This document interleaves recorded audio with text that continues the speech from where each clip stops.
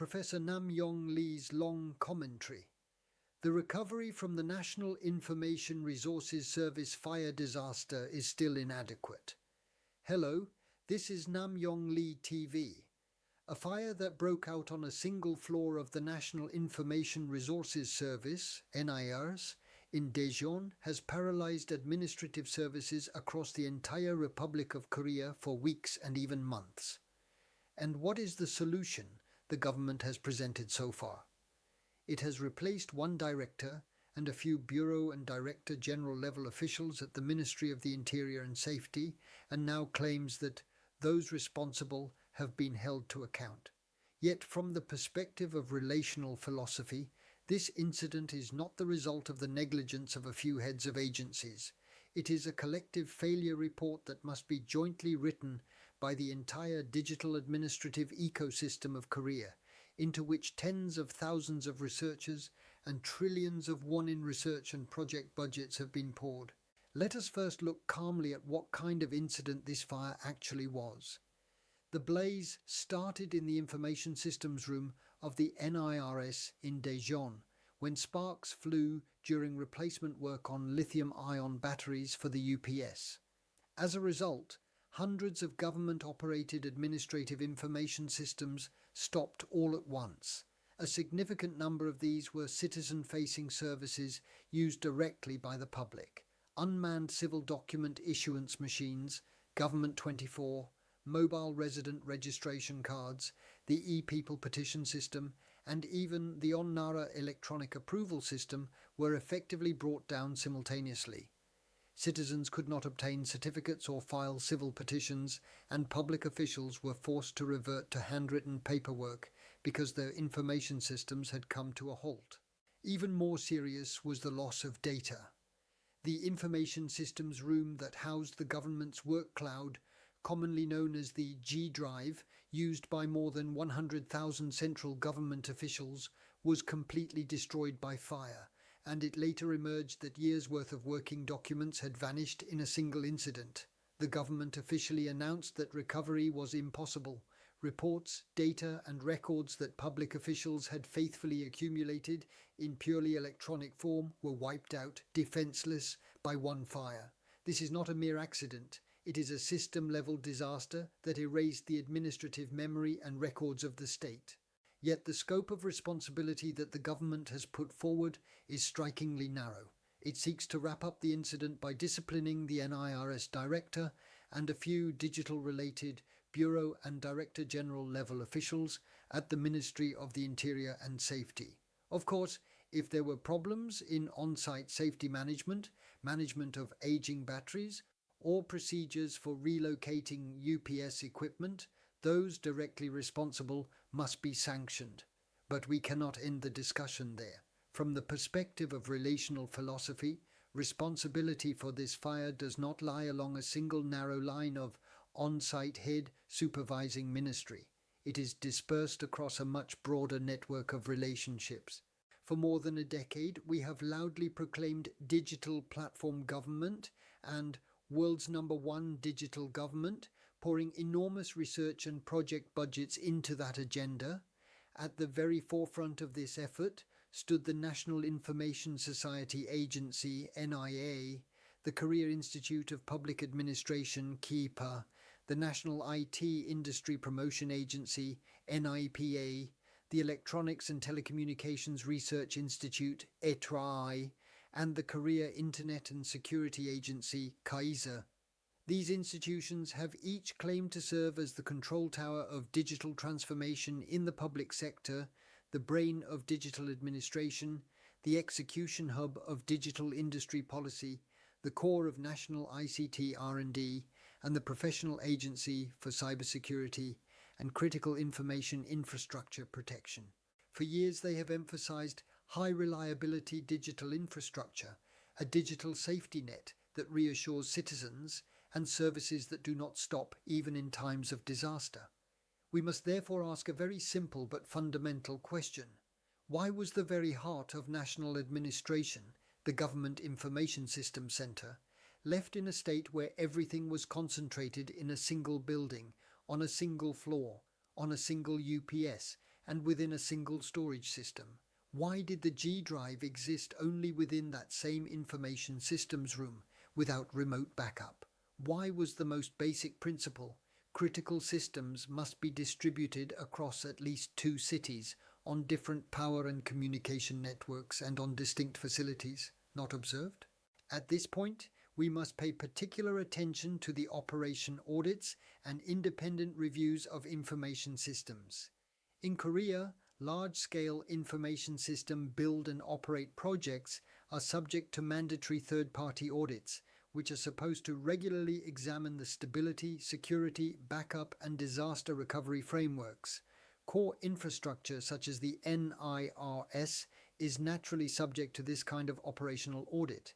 We therefore cannot help but ask, over the past several years, countless audit reports, review meetings, and improvement recommendations must have been produced. So why did a structure of a single center, a single systems room, a single power line, and a single storage configuration remain unchanged?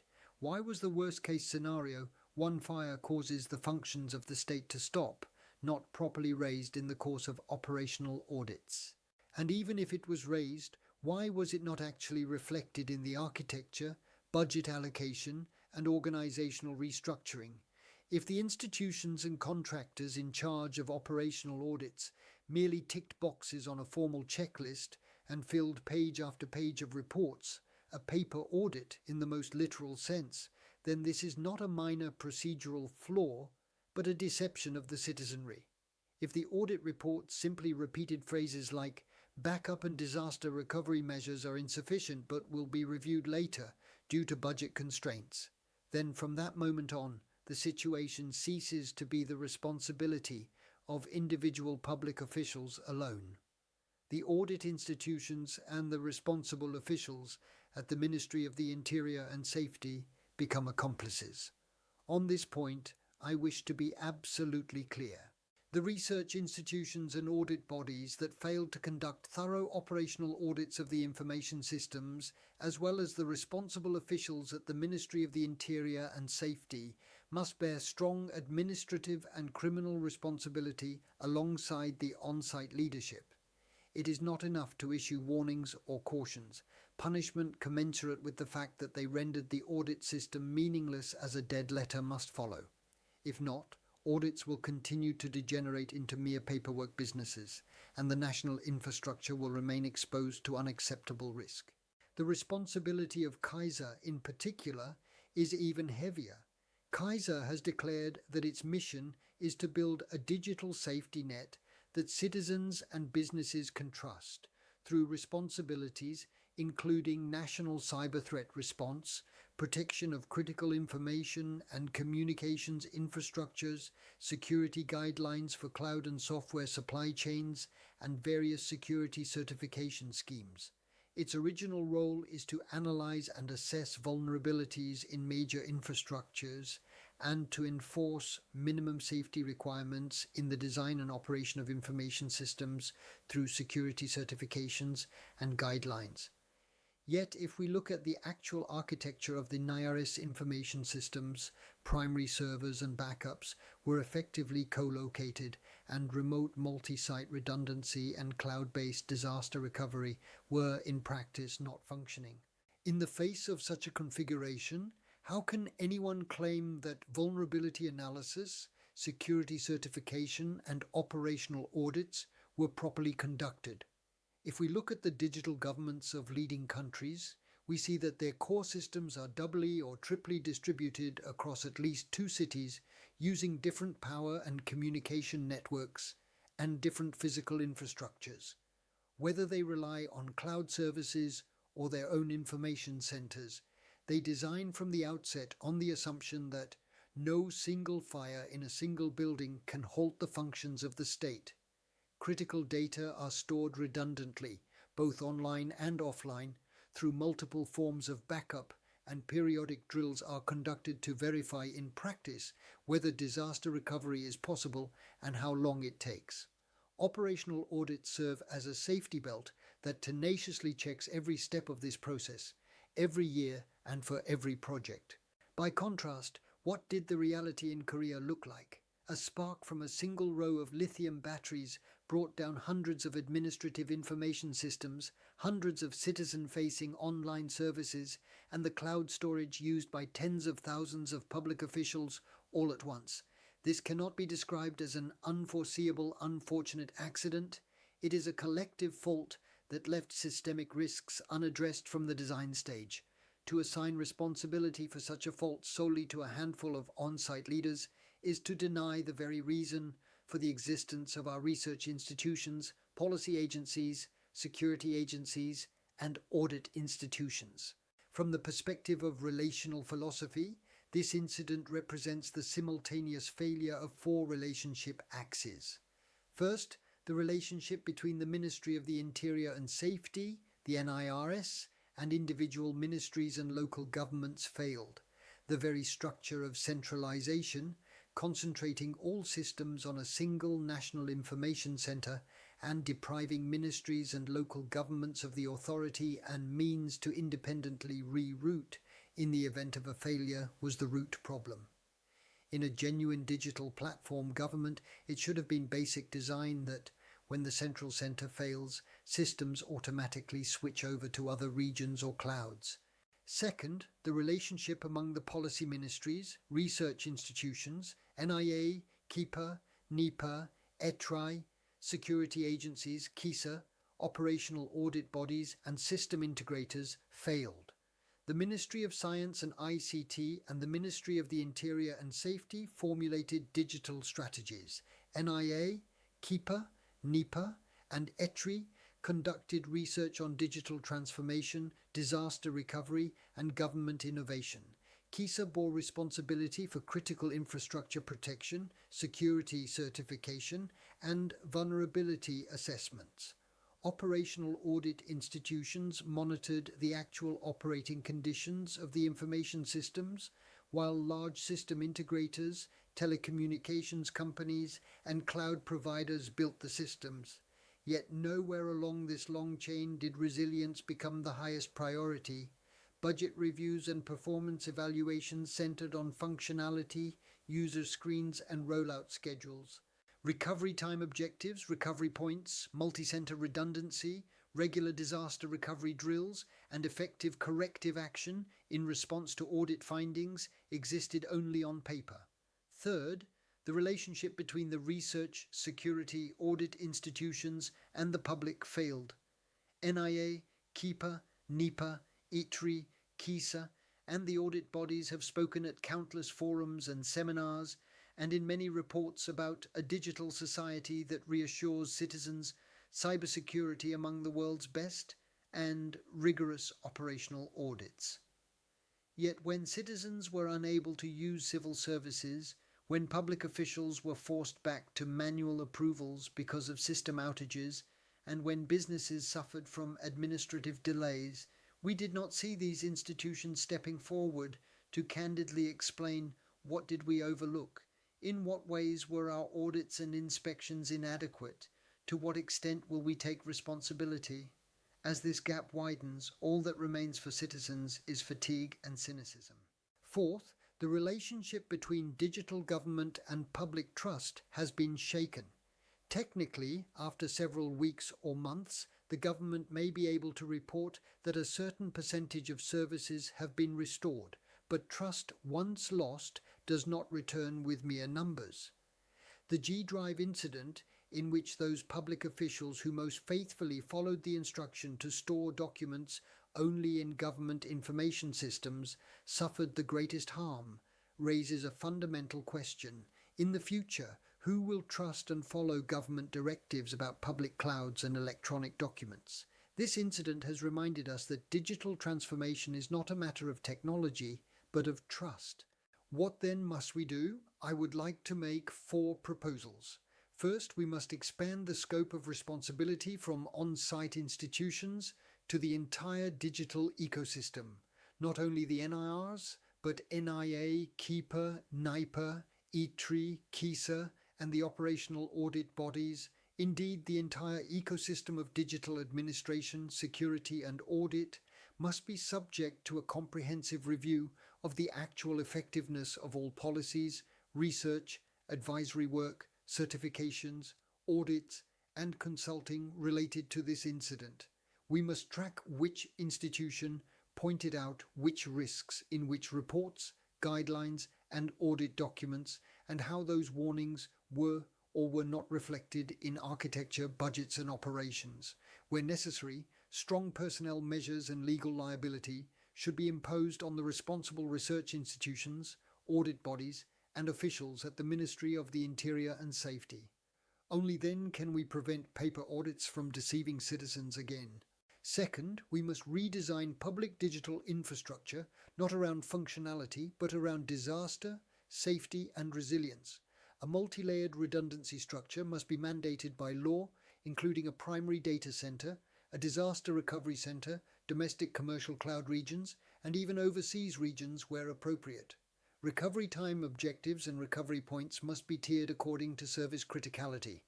Backup strategies must combine both online and offline measures. Regular, realistic disaster recovery drills must be institutionalized. Responsibility for setting and enforcing these design standards should be clearly assigned to NIA, KISA, ETRI, and the operational audit bodies, while the Ministry of the Interior and Safety and the Ministry of Science and ICT jointly develop a standard architecture.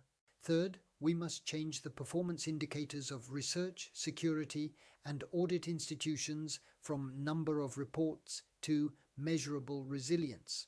For example, we should establish concrete targets such as the rate at which multi-region disaster recovery is implemented for core public services within a given period, the annual number of disaster recovery drills conducted, the rate at which vulnerabilities found in critical information and communications infrastructures are rectified, and the completion rate for corrective actions following audit findings. These resilience metrics should be directly reflected in the institutional evaluations and budget allocations of NIA, KIPA, NIPA, ETRI, KISA, and the audit bodies. Only then can these institutions move from rhetoric to truly becoming players responsible for the safety of real systems. Fourth, the government must regularly publish a digital safety report for citizens. In the event of large-scale disruptions like this one, the government, together with NIA, KISA, KIPA, NIPA, ETRI, and the operational audit institutions should issue a jointly signed incident analysis and recurrence prevention report to the public. It must clearly disclose what the root causes were, what design flaws and audit deficiencies existed, and what institutional, technical, and organizational reforms will be implemented to prevent a repeat, spelling out the roles and responsibilities of each institution. This is the minimum standard of integrity that a digital government owes its citizens. The fire at the NIRS in Dijon was not merely a matter of a few UPS batteries burning. It was a system-wide accident that laid bare how fragile the design of Korea's so-called digital platform government really was, and how divorced from reality the slogans of our research, security, and audit institutions have become. This is not the fault of a single NIRS director or the mistake of a few on-site technicians.